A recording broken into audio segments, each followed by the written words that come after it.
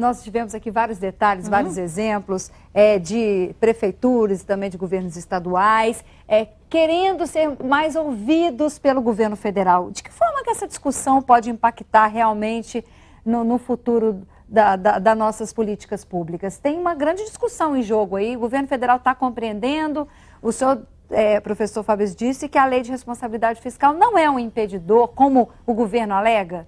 Não, existe um artigo, que é o artigo 35 da Lei de Responsabilidade Fiscal, que veta a renegociação das condições da dívida. Mas eu não vejo dificuldade em mudar esse artigo. É muito simples. O governo tá certo? Leva ao Congresso. É só o governo encaminhar para o governo votar, é a lei complementar e modificar esse artigo. Você removeria ou mudaria tranquilamente. Mas o governo sempre se apoia nesse artigo, governo federal, para poder brecar essas iniciativas de renegociação da dívida. Mas é uma questão facilmente contornável. O problema é o seguinte, é porque o próprio governo federal, ele não tem muito interesse, porque ele é um ganhador deste processo. Primeiro, que ele mantém subordinados os estados e municípios às suas determinações. Ele exerce um controle hierárquico sobre esses governos, tranquilamente, ainda mais carentes de recursos como eles estão. É um controle técnico e político? Isso, não é? Em segundo lugar, é que o governo federal obtém um ganho financeiro expressivo. E isso é importante também para a sua política de suposta austeridade fiscal, tá certo? Porque ele obtém ganho, ele opera como um agiota desse processo, está obtendo ganhos fabulosos. Não é? Porque ele tem um custo de financiamento hoje, vamos botar Selic 7,5% menos imposto de renda, de 6%, e ele cobra IGPDI mais 7,5%. Então, são ganhos. E terceiro lugar, que ele obriga os estados, principalmente, e os municípios a contribuírem de forma expressiva para a geração do superávit primário. Por essas razões, não interessa ao governo federal fazer essa renegociação. E aí afeta consideravelmente a questão federativa no Brasil e a oferta de políticas públicas por parte dos estados e municípios.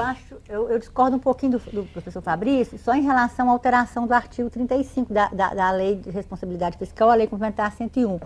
Eu acho que isso é mais uma colocação para não fazer renegociação da dívida. Porque o artigo 35, ele não veda a redução da dívida. Acho que vocês concordam, ele disse exatamente ele não veda. Ele não veda. O senhor falou que tinha de ele disse que era só uma desculpa, que bastasse. Desculpa, então, porque ele só fala na renovação, refinanciamento ou postergação da dívida. Ele não veda. Isso é mais uma manobra para não renegociar, porque ela teria de passar pelo Congresso, pelo Senado. E tem mais um detalhe. As leis que foram feitas de financiamento, ela é antes da lei complementar 101, ela é de 2000, as outras é de 97, a lei não pode retroagir para prejudicar, não? Não é, conselheiro? É isso mesmo, quer dizer, a minha visão que eu tenho é muito nessa linha que o Lali, que o Fabrício estavam aqui colocando. A fundamental qualidade de uma lei, ela é ser justa. No momento que uma lei deixa de ser justa, ela pode ser contestada. No caso específico da 94 e 96, ela hoje é uma lei tremendamente injusta, porque ela inverte o sentido do federalismo. O federalismo, ele é exatamente um sistema em que os entes são solidários e cooperados naquele objetivo comum. Hoje, conforme o Fabrício colocou muito bem, o que acontece é que os estados estão atuando como financiadores da União. Então, isso é absolutamente passivo de correção. Como corrigir? Nós temos dois caminhos, nós estamos aqui na Casa do Povo, na Assembleia. É só nós buscarmos o fundamento da legística do processo legislativo para fazer essa correção. Primeiro, o artigo 35, conforme o Eulália leu, ele não fala claramente nessa questão da renegociação. Mas se houver uma dúvida jurídica, como é uma lei complementar, é muito fácil. Basta criar um parágrafo único e dizer, excetuam-se do caput as negociações advindas da Lei 94 e 96. Numa frase... Falta vontade política. Meramente vontade política, criar a agenda política para resolver. Não está acontecendo isso por dois motivos. O governo federal, nesse momento, ele pretende, porque ele também entende que essa questão é injusta, mas ele pretende trabalhar essa questão da dívida junto com 2 grandes pilares do federalismo que ele tem vontade de promover uma agenda política, que é terminar com o ICMS, que é o principal financiador dos estados, é a principal fonte de receita dos estados, e a questão dos royalties do petróleo. Então, na verdade, o que se quer fazer é uma santíssima trindade. Trabalhar junto royalty, ICMS e dívida. E isso não tem agenda que resolva. Então, o que eu acho que tem que fazer é o que a Assembleia tem feito com muita propriedade. É um trabalho para que os deputados estaduais possam motivar o nosso Congresso e, a partir daí, fazer essa modificação na Lei Complementar 101, do seu artigo 35. Bom, nosso tempo está quase se esgotando. Eu tenho mais 1 minutinho para cada um, para a gente fazer uma consideração final. Vou começar pelo seu, professor Fabrício, e a gente faz uma rodada. E aí o Gustavo complementa. Está querendo fazer um complemento? Pode ser assim? Pode, claro. Beleza. Não, eu só gostaria de dizer que a dívida de Minas, especificamente Minas, é uma dívida impagável.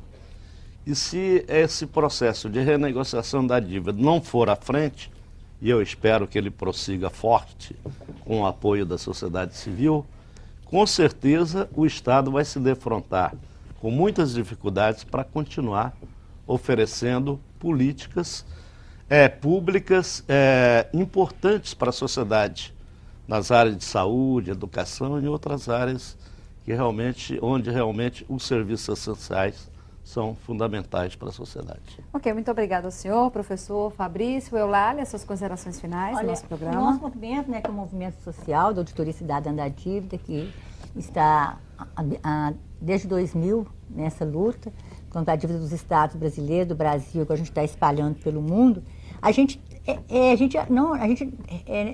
vê que é necessário renegociar a dívida. Do jeito que está, não vai terminar em nada. A Federação Brasileira, o federalismo já está por terra. Mas antes de qualquer negociação, a gente precisa de conhecer, saber o que pagamos, o que devemos e pagar, o que realmente seja legítimo. Muito obrigada. Obrigada, eu que agradeço a oportunidade. Gustavo? Bom, a Associação Mineira de Municípios agradece a oportunidade e se mostra mais uma vez parceira da Assembleia na discussão daqueles assuntos que impactam diretamente nos municípios. Este é mais um deles, mas também um assunto extremamente importante, assim como temos acompanhado a caravana que rediscute o financiamento da saúde pública no Brasil, especificamente em relação à dívida dos estados com a União.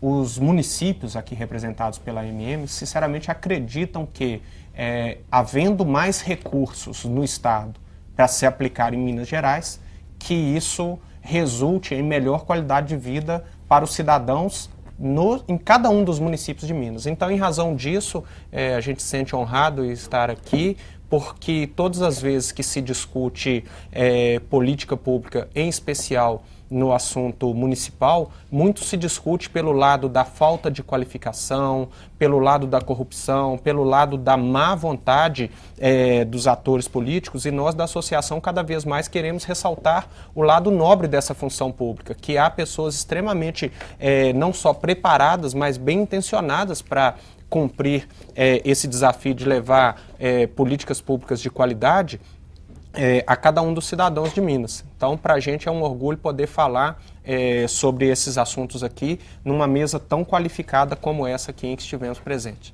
Obrigada, então, também a você, Gustavo. Terminando com o senhor, conselheiro Sebastião Elvésio. Olha, para agradecer, em primeiro lugar, os nossos participantes, Eulália, Gustavo, professor Fabrício, que foi um debate realmente muito produtivo. E encerrando, dizer da minha alegria, porque foi exatamente a partir de um parecer técnico do Tribunal de Contas do Estado, no nosso relatório de 2010, em que tivemos o apoio fundamental do professor Fabrício, que nós pudemos, a partir desse estudo técnico, trazer esse tema para a Assembleia, e a Assembleia, entendendo a relevância do assunto, deu essa dimensão nacional. Então, eu fico extremamente feliz quando nós podemos verificar que, a partir de um estudo eminentemente técnico, se tem uma voz política, e hoje eu confesso muito otimismo para a solução desse relevante problema, que é a renegociação da dívida dos estados para com a União. Muito obrigado pela oportunidade. Então, mais uma vez agradecendo aos nossos convidados, nós discutimos nesse Tribuna Livre os débitos do governo de Minas e também das prefeituras com a União. No caso das prefeituras, os débitos previdenciários, um assunto muito importante, né, neste ano de eleições.